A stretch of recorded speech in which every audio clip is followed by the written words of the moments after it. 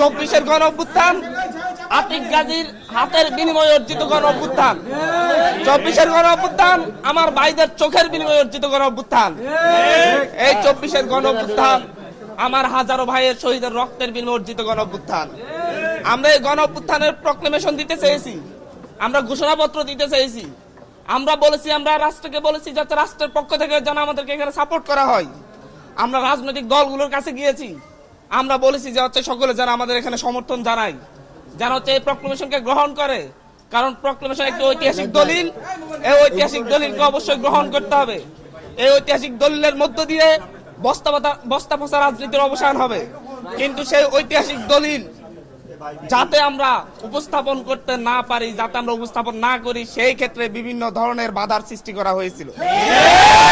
তবে আমাদের প্রাথমিক বিজয়, আমরা প্রাথমিকভাবে বিজয় লাভ করি যে সরকার আমাদের এই প্রক্লেমেশনের ব্যাপারে হ্যাঁ বাসক কথা বলেছে, সরকার আমাদের এই প্রক্লেমেশনের ব্যাপারে সম্মতি দিয়েছে। আমরা বৈষম্যবিরোধী ছাত্র আন্দোলনের বিপ্লবী ছাত্র জনতা আমরা সিদ্ধান্ত নিয়েছি, আমরা অবশ্যই আমরা শহীদ মিনারে আমরা একত্রিত হব।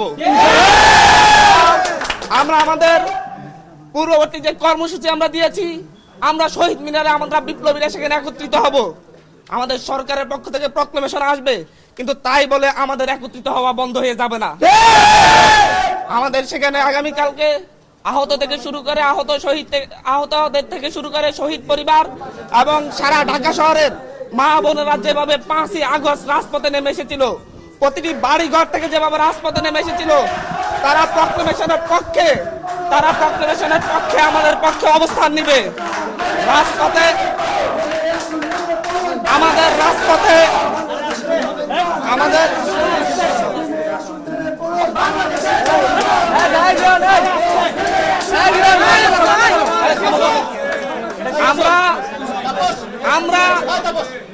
আমরা সারা ঢাকা শহরের মানুষকে বলবো, এই প্রক্লেমেশনের বিরুদ্ধে দেশি বিদেশি যে ষড়যন্ত্র হয়েছে, সেই ষড়যন্ত্রের বিরুদ্ধে সরকার একটি ব্যারেক মেরে দিয়েছে।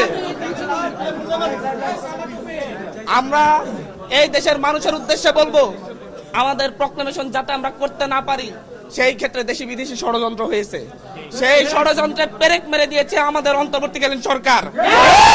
আমাদের এই প্রক্লেমেশনকে গ্রহণ করেছে, তারা বলছে সরকারের জায়গা থেকে তারা প্রক্লেমেশন দিবে। কিন্তু আমরা আগামীকালকে সারা দেশের মানুষকে রাজপথে নেমে এসে আমরা এই প্রক্লেমেশনের পক্ষে শক্তি প্রদর্শন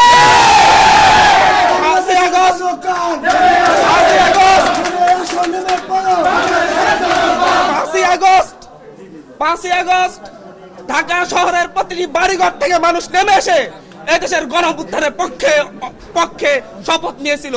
এদেশের গণ অভ্যুত্থানে এদেশের ফ্যাসিস্ট হাসিনার বিরুদ্ধে মানুষ রাজপথে নেমে এসেছিল। আগামীকালকে সেই জায়গা থেকে, সেই গণ অভ্যুত্থানের অংশীদারিত্বের জায়গা থেকে যারা আমাদের ঢাকা শহরের যত মানুষ সেই 5ই আগস্ট রাজপথে নেমে এসে শেখ হাসিনার বিরুদ্ধে স্লোগান ধরেছিল, শেখ হাসিনাকে না বলেছিল, আগামী কালকে ঢাকা শহরের প্রতিটি মানুষ আমার শহীদ ভাইদের রক্ত অর্জিত গণ অভ্যুত্থানের প্রক্লেমেশনের পক্ষে রাস্তায় নেমে এসে আমাদের আমরা আগামী কালকে ঢাকা শহরে 5ই আগস্টের মতো একটা গণজোয়ার দেখতে পাবো। এখান থেকে আমরা অন্তর্বর্তীকালীন সরকার যে প্রক্লেমেশনের পক্ষে যে অবস্থান নিয়েছে, সেই অবস্থানকে সমর্থন জানাবো। আমরা দেশের মানুষ সমর্থন জানাবে, যাতে ভবিষ্যতে আর কেউ ষড়যন্ত্র করে এই প্রক্লেমেশনের পথ রুদ্ধ করে দিতে না পারে। আমাদের 71-এর প্রক্লেমেশন আছে, 24-এর প্রক্লেমেশন হবে, এটা গভর্নমেন্টের জায়গা থেকে হবে, কিন্তু সেটার জন্য আমাদের সমর্থন এই দেশের মানুষ আগামীকালকে সমর্থন জানিয়ে দিবে। আমরা এখন এখান থেকে প্রক্লেমেশনের পক্ষে একটি মিছিল করব, রাস্তায় মিছিল করে এদেশের মানুষকে আমরা আহ্বান করব। আমরা সেটা আপনাদেরকে বলছি, আমরা প্রক্লেমেশনের পক্ষে আগামীকালকে এই দেশের মানুষ অবস্থান নিবে, এবং এই প্রক্লেমেশনটা কিভাবে হবে সেটা আমরা কালকে সেখানে বলে দিব। ঠিক আছে, সেটা পরে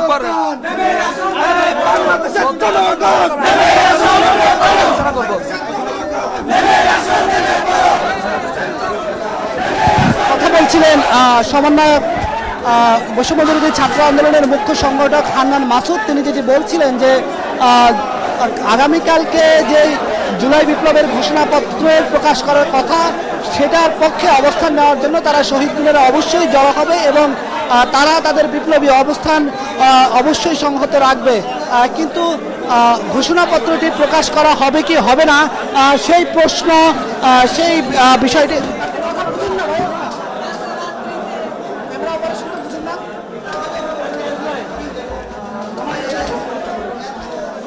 জুলাই বিপ্লবের যে ঘোষণাপত্র, সেই ঘোষণাপত্রটি প্রকাশ হবে কি হবে না সেটা নিয়ে পরিষ্কারভাবে যদিও বলা হয়নি, তবে তারা বলছে তারা আগামীকালকে শহীদ মিনারে অবশ্যই যাওয়া হবে এই ঘোষণাপত্রের পক্ষে।